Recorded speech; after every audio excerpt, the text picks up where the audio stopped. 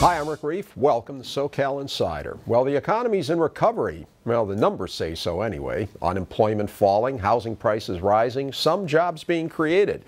Now, who's benefiting from the recovery and who's being left behind? We'll examine those issues and discuss concerns over the widening gap between rich and poor, and whether the push in California and other states to raise the minimum wage will help to level the playing field or actually hurt many of the working poor.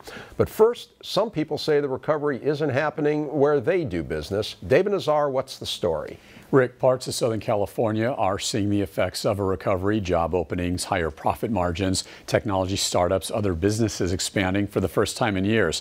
However, the same cannot be said for minority-owned businesses in underserved and distressed areas, places like parts of South Los Angeles, South Central, and East LA. That's what I heard from folks attending a recent awards ceremony put on by the LA-based Black Business Association. Hundreds gather in downtown Los Angeles for the 10th annual Black Business Association Awards Ceremony, a time to honor entrepreneurs and business leaders in the minority community. The honorees range from the founder of the California Black Chamber of Commerce to a husband and wife who've owned a Christian bookstore in the inner city for decades. It's a day of workshops, networking, and celebrating. It's also a time for information gathering, everything from learning about managing business contracts and gaining access to capital to leveraging smart technology and understanding various federal loan programs.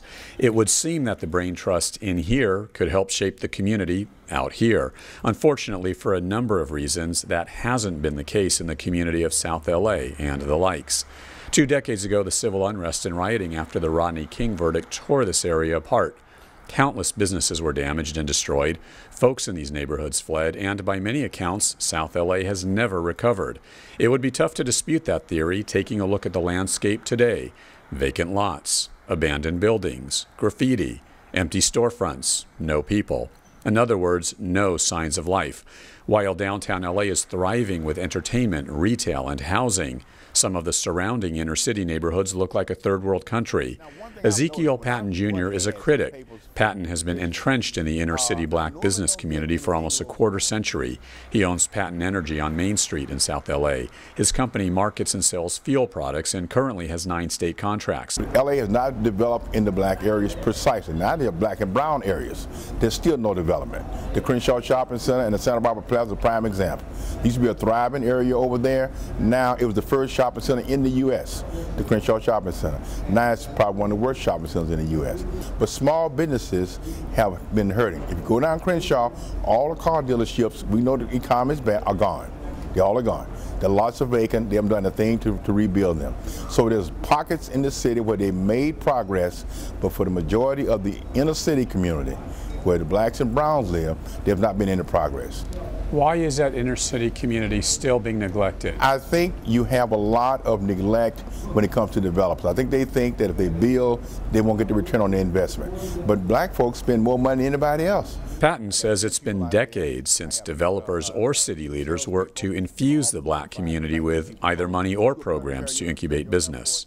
People need to have a place to go shop. There are not many supermarkets in the South LA. Okay, you got to drive all the way to the west side to go to a different supermarket. There's a few. Okay, when Tom Bradley was mayor, he had a vision for the city. When he left, the vision stopped. Reardon, of course, did a great job with downtown, but since that time, we haven't done a thing.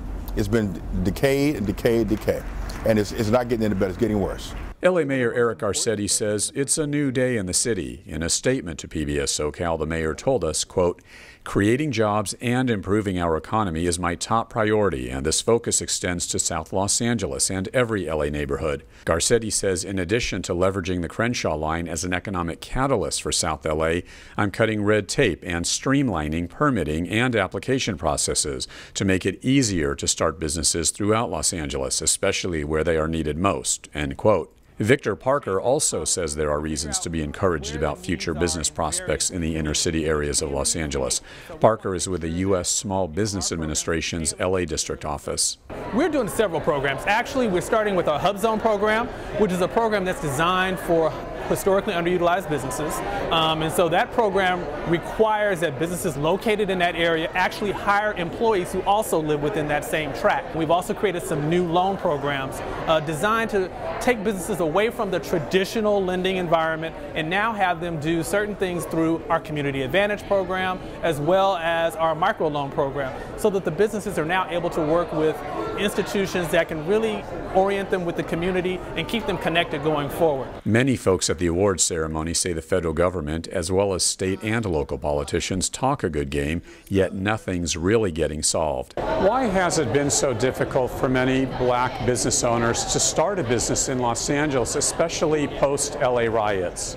I think a lot of it has to do with access to capital. What I hear every day is, I'm having problems accessing capital. And so I think we need to do a better job of training businesses so that they're now prepared to navigate access to capital in the new financial landscape that we're working with. It's frustrating. It's frustrating for my members. It's frustrating to me. It's frustrating to the African American business community. Earl Skip Cooper is with the Black Business Association. The BBA has been around since the 70s, helping minority businesses land contracts from the public and private sectors. The organization evolved out of the civil rights movement. Since that time, in reality, it hasn't gotten a lot better. Society has made some changes. We do business with the public and private sector, but now when you say minorities, you got to cut it up a whole lot of different ways. In 1970s, when you said minorities, you were talking about black entrepreneurship. So in reality, when you look at the statistics and the reality, we are back where we were relative to 1969, 1970s. Cooper also says programs designed to help minority businesses often lack sufficient help. When they come out and say, we have loan programs, we have $100 million loan programs, but you have the same criteria that you had yesterday that we didn't qualify for, so it does us no good on this fantastic $100 million loan program. Do you feel that banks or corporate America lend money more readily to, say, white folks or Asian folks or Persian folks as opposed to black folks? Yes. Yes. Why? They just do. That's just part of the system. They do. It's the reality. When we look at the numbers, the reality bears that out.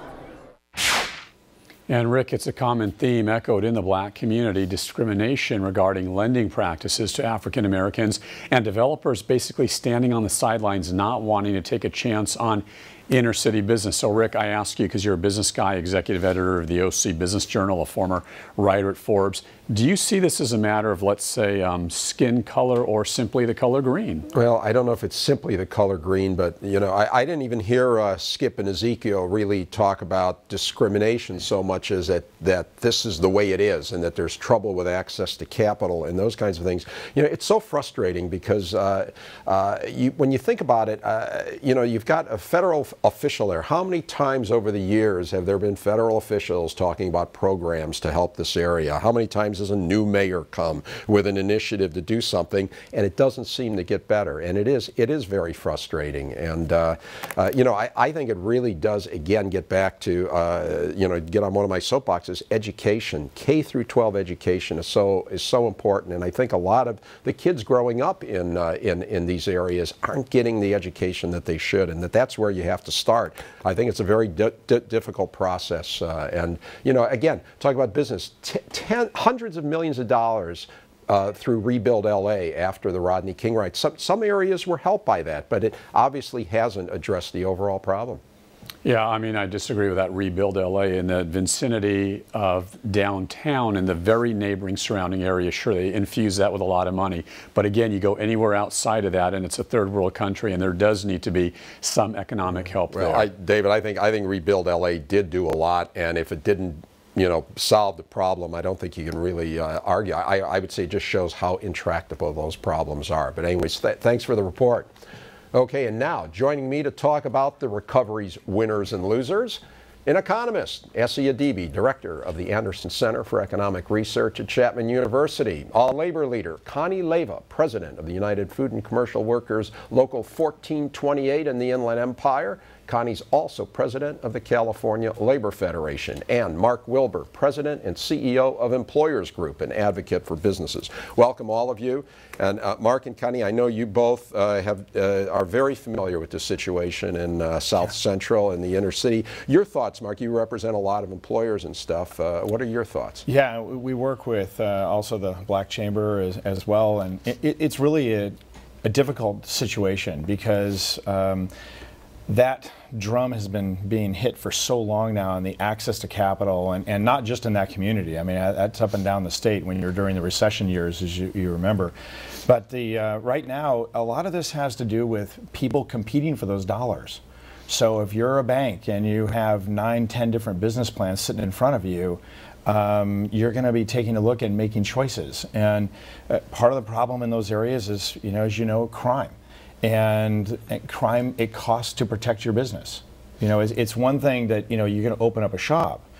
But now with this increased minimum wage, all these things, I've been in the boardrooms, I've worked with executives, senior executive teams, and making business decisions. So you got increased minimum wage. So getting a startup started, that just increased the bottom line cost of getting that thing up and going, even if it's just a simple froyo shop. Yeah.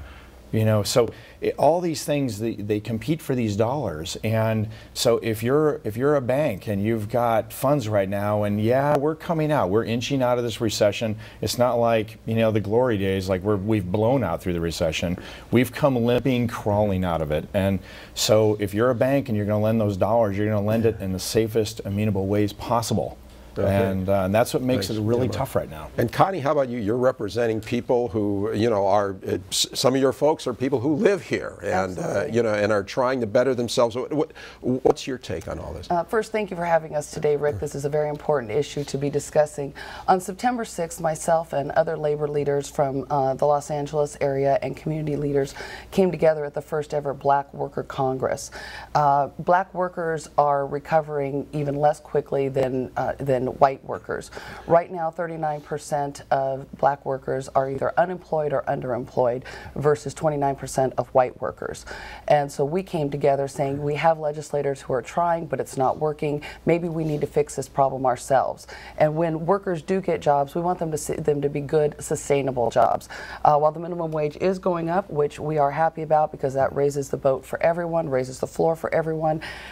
If people don't have sustainable jobs, we have crime. And we all know that if people don't have jobs that pay the bills, then that's where we see the crime. So we are working together to try and change this for black workers, but for all workers. Yeah, well, let me ask you, Connie, because there seems to be, there's two tracks here. One is that we're going to help these areas by empowering the small entrepreneurs. And the other is we're going to attract big employers. And where do you come down in that? Because it seems to me that even though it might be outside money, if you get a big employer, you got a lot of people there working. That's right. And we need both. We can't just be one-sided or single-sided. We need those small business, we need those small mom and pops, but we also need corporations to come in and say, we want to make a significant investment here, and we want to pay good jobs so that way people can live in their community, thrive in their community, and it helps all of us. Okay, great. Professor Adibi, welcome back to the show. Thank you. Let's take that little broader view, and who better than an economist to do that. We have a recovery.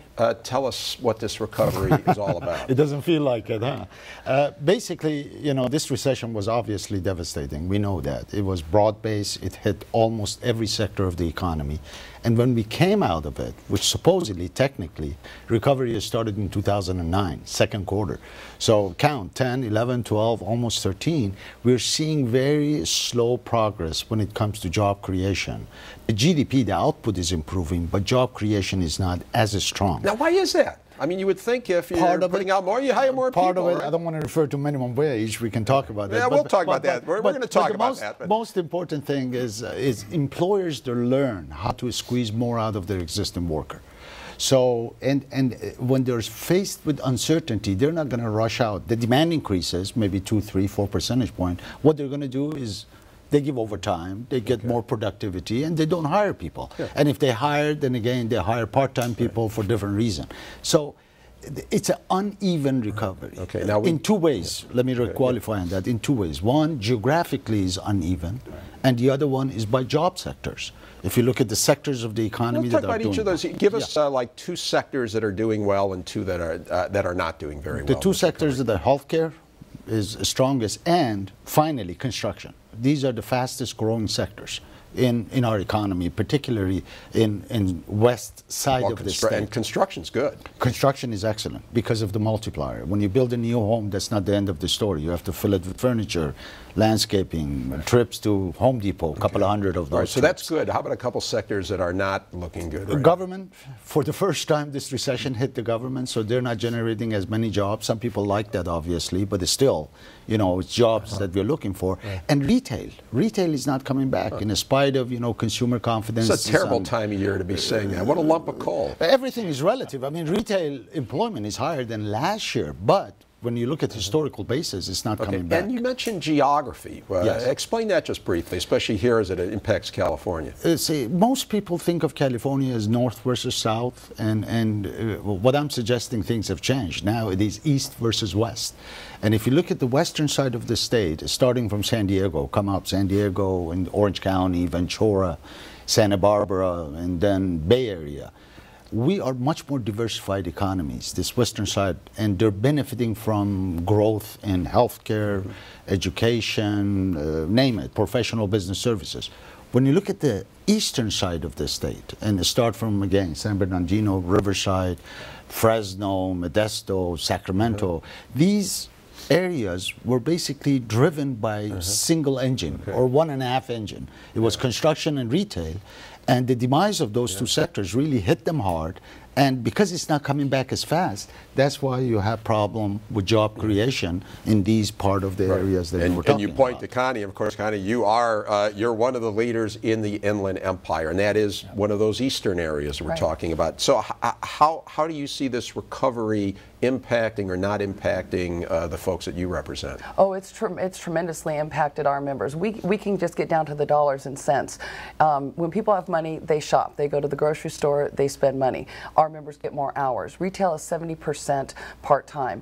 So my members are guaranteed 24 hours a week. No one can live on 24 hours a week. And when we talk about retail and retail not bouncing back, the retail jobs that we do see are minimum wage, low wage jobs. So people can't go buy those houses. They can't make those trips to Home Depot. So until we bring retail jobs up to the level they need to be, it really doesn't help anyone in the economy. And like I said before, if people aren't shopping in the grocery stores, then our members aren't working, which means they aren't putting money back into the communities that they live in. And speaking of one of the efforts to help the poor, the working poor, is the minimum wage. Very controversial in California. It's the legislature passed, governor signed, it's going to go up to what, like $9, and then $10 but now there's could be a ballot measure to take it up to $15 an hour. Other states are doing that. Be brief, but make the case for the minimum wage. With minimum wage, we raise the floor for everyone. I know when we negotiate contracts, what we always hear is we need a level playing field. And more folks are living on minimum wage. It's not teenage jobs. It's older folks. It's people trying to support families. And people can't support it on the minimum wage we have now. We need a sustainable, livable wage for everyone. You shouldn't have to have a college education to take care of your family. Mark, I would imagine your group has a little different take on it. Actually, what's wrong with the minimum wage? There's a couple things about minimum wage. First of all, you end up paying for it either way. So because if you don't have at least a reasonable minimum wage, that's why not increasing it at all isn't acceptable either. But going up to $15 an hour is exorbitant, and actually hits. And the thing is, it's not like it stops the economy. It doesn't stop people from making business decisions. It just stops me from hiring 10 people. Instead I hire 8. Okay. And so is one of the arguments, though, then, if you are one of those 8, the minimum wage is great. You are now getting paid more. If you're one of those other 2, it's bad because you're not getting a job. Right. I mean, but it's dollars and cents. If your widget is cost, you're selling it for X, and you're going to drive that revenue. It's not like you're running off of 200% margins or something. It's not like that.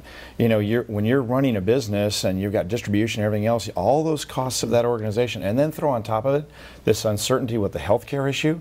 Because like the 24 hours, I immediately started thinking about 24 hours. With the minimum retail. Guarantee I talked about. Minimum guarantee. Right, So when Connie said 24 hours, I instantly flashed to all the speeches I've given on the healthcare and covered California and so on, and that when when you hit 30, you're suddenly into the FTE requirement within the healthcare and having to sign people up. So I instantly went, yeah, 24 hours, that makes sense to me. And, you know, but not for the right reasons maybe. You know, I understand the debits and credits, the accounting behind why some of these decisions are made. I don't necessarily like them, but it's, I think it's foolhardy sometimes to think otherwise. And I'd love to talk on one other item, if it's okay. Let's Connie, we need. I wish I could. I'd love to have all of you talk a little more. But Connie, to Mark's point, you know, $15 is quite for some business. That's a lot of money. And I guess one question would be, why stop at 15 if it's so great?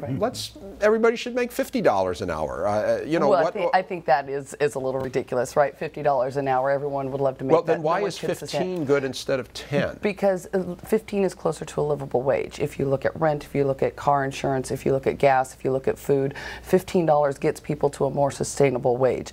I think initially what Mark said is correct. Maybe businesses would not be able to employ everyone, but if I'm making enough money to pay my bills and I have a little extra money in my pocket, then I'm going to go out and I'm going to buy goods and I'm going to generate that revenue, and then I'm going to have to hire, the businesses are going to have to hire more folks. So it's a cycle. And it's either a good cycle or a bad cycle. So we want the good cycle where everybody has enough money to spend in the community. Essie, when people are making economic arguments, I can see you chomping at the bit.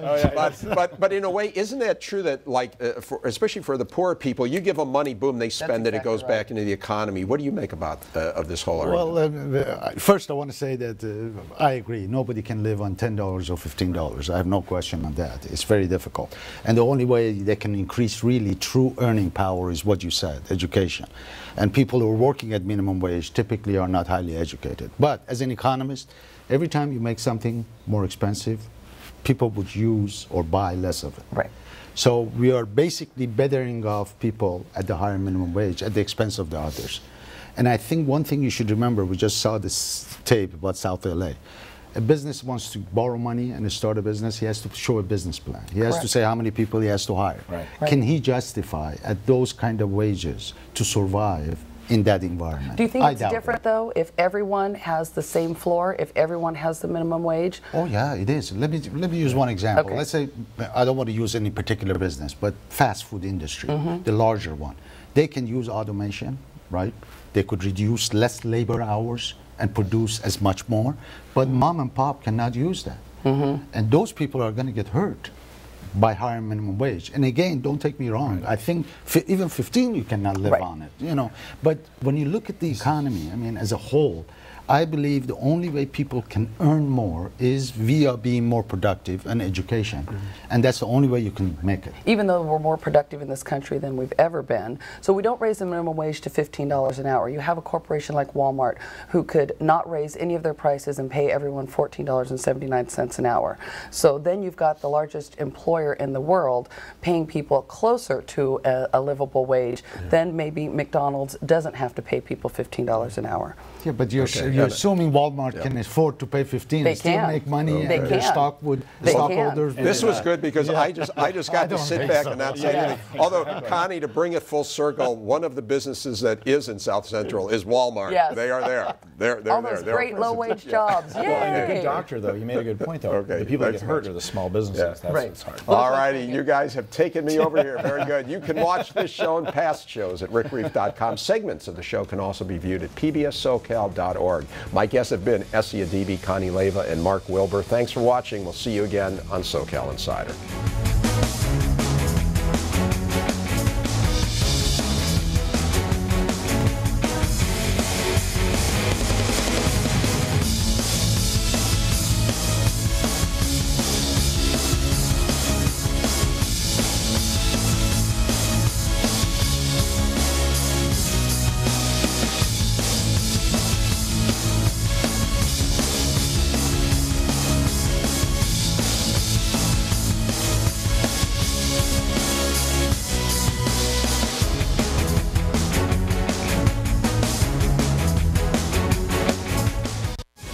SoCal Insider with Rick Reef is brought to you by the following.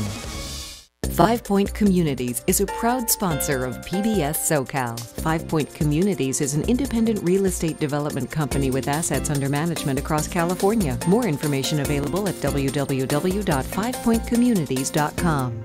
Snell & Wilmer is a full-service business law firm with more than 400 attorneys in Orange County, Los Angeles, and throughout the West. On the web at swlaw.com. Snell & Wilmer. Straight talk, sound counsel. Practical solutions.